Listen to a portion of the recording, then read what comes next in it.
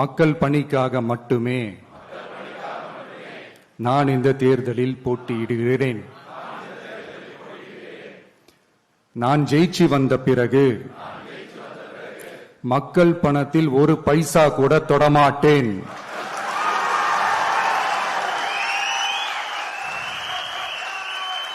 ஊழல் கரை படியவே விடமாட்டேன். பெண்கள் பாதுகாப்பை உறுதிப்படுத்துவேன்.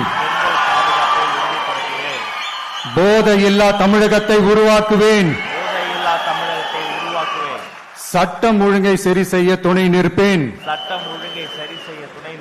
ஒரு நாளும் மக்கள் விரோத செயலில் ஈடுபட மாட்டேன். இது சத்தியம். தேங்க்யூ. மக்களே, இது உறுதிமொழியெல்லாம் கிடையாது, இது உத்தரவாதம்.